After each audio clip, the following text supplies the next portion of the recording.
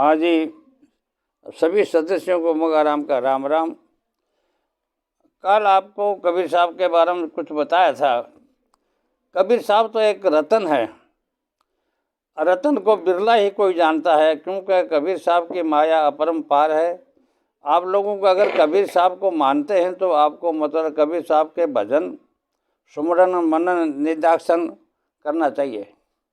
कबीर साहब ऐसे हैं जो जिनका कबीर साहब कहेगा सतपुरुष का आप जितना भी भजन करोगा या कीर्तन करोगा तो सतपुरुष खुश होते हैं और आपको जल्दी ही अपने पास बुला लेते हैं।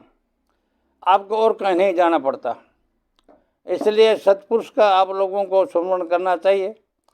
आप लोगों को मतलब जो कबीर मार्ग में आए हैं वो लोगों को शब्द भी दिए होंगे, और शब्दों को ये होता कि शब्दा मारा मर गया, शब्दा तजिया राज, और जिन जिन शब्द पिछाड़िया वहाँ का सर क्या काज। जो आदमी शब्द को पिछाड़ लेता है, कबीर साहब ने सब यही बात बताई है कि अपने आप को मिटाना तो आपको पड़ेगा। और इसी बात से थोड़ी सी आज को थोड़ी दुख भरी कहानी भी मैं बता रहा हूँ। अब कबीर साहब का समय काशी का जब पूरा होया तो कबीर साहब ने सब लोगों से कहा कि क्योंकि कुटिया में बैठे थे, उन्होंने कहा कि भाई मैं 2 दिन के बाद मैं यहाँ से आपके पास से मैं जा रहा हूँ। तो उन्होंने कहा महाराज ऐसा नहीं होता। तो जब ये कबीर साहब बताया कि 2 दिन के बाद में मेरा यहाँ जाना है, मगध देश के माँ मैं जाऊँगा। तो मगध देश के माँ जाना है, मन भट जाकर मैं जो है अपने आप को मिटा दूँगा, आपको नज़र नहीं आऊँगा, और मैं मेरे आया आ जाए मैं वापस चल जाऊँगा। अब यहाँ पर बहुत भीड़ होगी। लोग आज कबीर साहब को ये पता चला काशी में कि भाई कबीर साहब तो जा रहे हैं, क्योंकि कबीर साहब सतपुरुष को मानते थे। इस समय मुसलमान हिंदू बहुत इकट्ठे हुए। कबीर साहब को कहा महाराज आप रुकने की कोशिश करें। कबीर साहब ने कहा भाई मैं बार बार हर युग में सतयुग में आया था, जबकि सतयुग की उम्र 17,28,000 वर्ष की है। तभी मैं इतना समय तक परिवर्तन करता रहा, लोगों को समझाता रहा, पर लोग ही जगह समझ को नहीं पा रहा। क्योंकि लोगों का जो निरंजन है जो सबको पकड़ रखा है, निरंजन महाकाल है ना, वो सबको जकड़ रखा है। तो इसलिए सबकी बुद्धि काबू कर रखी है। इसलिए जो सच्चाई है ना वह सामने को नहीं आने दे। अब बिरलो ही कोई आदमी ऐसा है जो निरंजन से बच जाता है, वही मतलब कबीर साहब को मानता है। नहीं तो निरंजन है जो काल है जो वो सबको घेरे में डाल रखा है। तो इसलिए कबीर साहब कहते हैं कि भैया मैं बार बार आता हूँ, तिरहता में भी आया, तिरहता की। इसी प्रकार से कबीर साहब जो है मतलब ये कहते हैं कि भाई मैं हर युग में आता हूँ, और ये युग मेरा मतलब सतयुग में आया था, त्रेता में, द्वापर में भी आ रहा, कलयुग में भी आपके सामने बैठा हूँ। तो सतयुग की उम्र है वह 17,28,000 वर्ष की है। इसमें कबीर साहब कई बार आके दर्शन देते हैं। और उसके बाद में त्रेता की उम्र 12,58,000 वर्ष की है। इसमें कबीर साहब आते हैं, लोगों को शिक्षा देते हैं। और द्वापर युग की 8,64,000 वर्ष है। इसमें साहब कबीर आते हैं, कई बार उनको सब आपका दर्शन देते हैं, सब लोगों से मिलते हैं। लेकिन कोई बिरला ही इस बात को समझता है, हर आदमी नहीं समझ सकता, क्योंकि काल में जकड़े बैठे हैं सब। इसी प्रकार से जो है कबीर साहब ने आज ये भी कहा है कि जुआबाजी और मतलब है कि कोई चोरी जारी हिंसा, ये किसी जीव को सताना, लग 84 जीव बनाए हैं। जो कबीर साहब ने कहा किसी जीव को सताना नहीं चाहिए। और ये है कि कबीर पंथ वाला जो अगर मांस मीट खाता है और दारू पीता है तो सतपुरुषों को न तो जगह है, न कोई बात है, न वो स्वर्ग में जा सकता है, न वो अमरापुर में जा सकता है। इसलिए 2-3 चीज़ों पर नशा पता करता है, उसको मिथ्या बताया। कबीर साहब ने कहा ऐसा जो करेगा वो मानवता से, मानवता के ऊपर कलंक है। तो बहुत चीज़ें तो बहुत बताई है, लेकिन है कि आप लोग जितना भी समझ सकते हैं समझने की कोशिश करें। जो आपने अगर वाक्य में सतलोक की तरफ जाना है तो आपने सत्य को ध्यान करना पड़ेगा। अब कबीर साहब कहे कि हमें 2 दिन के बाद मेरा यहाँ से जाना है, मगध देश में जाऊँगा। तो कबीर साहब जब ये 2 दिन पूरा हुआ तो मगध देश में गए। वहाँ जाने के बाद में एक नदी है उसके ऊपर बैठ गई, और वहाँ मगध देश के भी लोग बहुत इकट्ठे हो गए, क्योंकि कबीर साहब का वहाँ बहुत जान पहचान थी। और यहाँ से भी काशी से बहुत लोग चले गए, मोहम्मदन भी गए और हिंदू भी गए। वहाँ बड़ी जोर की भीड़ हुई। जहाँ पर एक पठान था, बहुत ही विद्वान था। वो पठान ने कहा कि भाई ऐसा कबीर साहब अगर जाएंगे तो जो चादर लेके आया था, दो चादर ले आया था, वो बोला इस चादर में जो है मैं सामान ले आया हूँ कबीर साहब के लिए, जो दाग में जो चाहे, लेकिन कहा कि हम तो उसको जो है समाधि देंगे, उसको दाग नहीं होने देंगे। हिंदू बोला कि हम दाग करेंगे, दोनों हम झगड़ा सा होने लगे। तो कबीर साहब ने कहा आप लोग झगड़िए मत, मेरे प्रति आप लोगों को झगड़ा बिल्कुल नहीं करना है, क्योंकि झगड़ा नहीं करना चाहिए। आदमी सब एक ही है, हिंदू की औलाद हिंदू बनेगा, ना मुसलमान ना ही हिंदू बनेगा, इंसान तो बनेगा ही। तो इंसान की औलाद तो इंसान ही बनेगा। क्या आप लोग जो है अपनी तरफ से जाति बातें करते हैं, इसको मिटा करके, और मेरी तरफ अगर आपने चलना है तो एक ही बात को मानना पड़ेगा कि सतपुरुष का ध्यान करके ही और सत पर चलने की कोशिश करनी पड़ेगी आपको। तो कबीर साहब ने कहा कि ऐसा करो, मेरे एक मकान के अंदर मेरे को सुला दो और ताला बंद कर दो और दोनों चादर उड़ा दो। तो सब लोगों ने आंसू आ रहे, रो रहे थे, लोग आंसू बहा रहे थे, कबीर साहब के बारे में सोच रहे थे कि आज हमारा से एक सतपुरुष महाशक्ति जारी है। तो बहुत दुख हो रहा है लोगों को, बड़ी परेशानी थी लोगों का। स्त्रियाँ और पुरुष बहुत इकट्ठे हुए थे, भीड़ हो गई मगध देश में। तो नदी के ऊपर वहाँ बैठे बैठे कबीर साहब को इस कमरे में बंद कर दिया, ताला लगा दिया, रात भर बैठे रहे। दिन के जब खोला का ताला खोलो जा, खोलने के बाद में बैठा कबीर साहब तो था ही नहीं, बस चादर भेली हुई पड़ी थी, और उसमें एक फूल था, एक फूल मिला उसमें। तो जनाब वो फूल को उठा करके जो पठान था उसने कहा भाई सब क्या करें बताओ।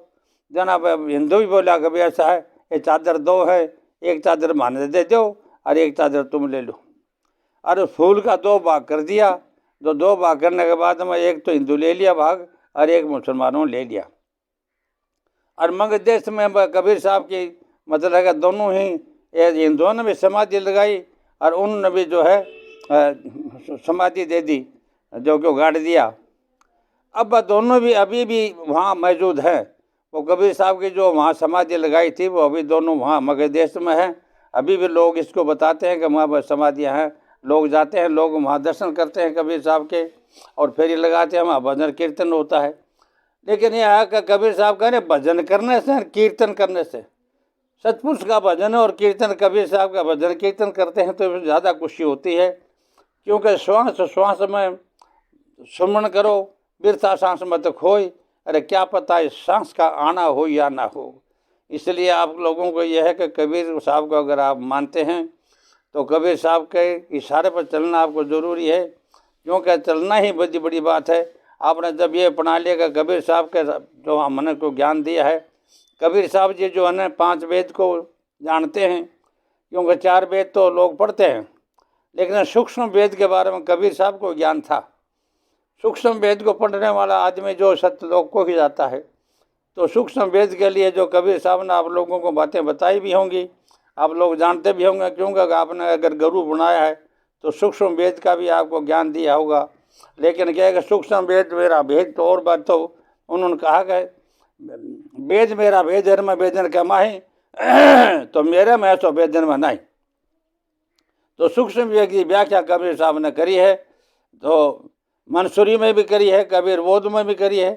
तो इसलिए आप लोगों से प्रार्थना है कि आप लोग जो है हमारा सीरियल आवा उसको पढ़ने की कोशिश करें, क्योंकि मैं तो ज्ञान के प्रति ही कुछ कहूँगा। और मतलब कबीर साहब के कहे चाहे किसी संत की कहें तो संत समागम हरि कथा, जो संतों का समागम हरि की कथा, ये तुलसी दुर्लभ दोई, अरे शुद्ध धारा लक्ष्मी पापी घर भी होई। संतान पापी के भी हो सकती है, लक्ष्मी भी हो सकती है, लेकिन संतों का समागम किसी के बिरले के घर में होता है। इसीलिए आप लोगों से प्रार्थना है कि आप लोग जो है कबीर साहब को अगर बिल्कुल मानते हैं, मन से तन से मानते हैं, तो आपको जो है कबीर साहब का जितना भी इशारा है आपको मानना पड़ेगा। कबीर साहब के जो नियम बनाए हैं उन नियमों पर चलने की कोशिश करना, तो आपका कल्याण हो जाएगा। आप सतपुरुष के पास चले जाएंगे। सतपुरुष का जो महिमा अपरंपार है, बटन ना कोई चांद न सूरज न कोई तारा है, वहाँ पर तो केवल ज्योतों का प्रकाश है, वहाँ सतपुरुष रहते हैं। तो वर्णन क्या किताबों में बहुत वर्णन करे, इतनी बात तो आप लोगों को कह नहीं सकता, क्योंकि अतः समय भी नहीं होता। बहुत अगर आपको जानना चाहते हैं तो कबीर मंसूरी पढ़ने की कोशिश करें, उसमें बहुत कुछ लिखा हुआ है। दूसरी जो कबीर साहब का बहुत है किताब में अगर पढ़ी है बहुत कबीर साहब की, तो मैं पढ़ी, बचपन में भी पढ़ता था और अभी भी पढ़ता हूँ गधे गधे। तो आप लोगों से बता, मेरे जो याद है वो बातें मैं आपको बता रहा हूँ। बाकी जो ये है रामायण वगैरह सब कुछ मैं पढ़ा है, तो इसलिए आप लोगों से प्रार्थना है कि आप लोग जो है इस बात पर चलें कि धीरे से धर्म और मित्र और नारी आपातकाल पर के चारी।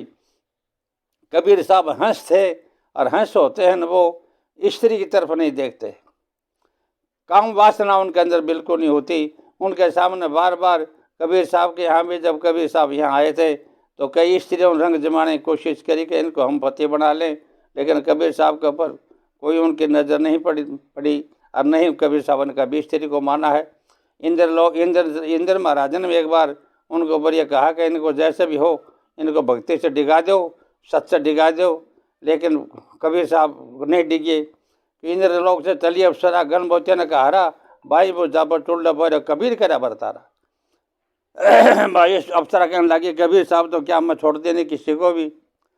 तो कबीर साहब के पास कबीर साहब उनको भाण कह दिया, तो मेरी भाण कैसे मान है भाई, तो मैं कैसा आई है। तो उन्होंने कहा कि मैं आपके साथ रहना चाहती हूँ। बोले मेरे क्या जरूरत, अमर बरसात धरती बीजे पत्थर को क्या चीज है। कबीर साहब कहेंगे तो अमर बरसात धरती तो बीजे है पर पत्थर को क्या बिगड़े है। अमर बरसात धरती बीजे पत्थर को क्या चीज है। अरे नाटक चाटक तो कर घनियार सा है, कबीर गधे को निरीज है। कबीर साहब ने कहा कि मैं गधे की रीत से पर रिच रहे तो इस चाहे सोनो पर रूप देखा सोनो पर ही जावे और भरजोबनो फिरे भटकती बावली तो राम गुण क्यों ना गावे। तो कबीर साहब ने कहा कि भाई तो राम राम करया कर, अगर कोई मेरे साथ कोई बात है तो मैं तो बेजो बनया करूँ, कपड़ा बनया करूँ, मांगे जरूरत है तो मैं तुम दे दूँगा।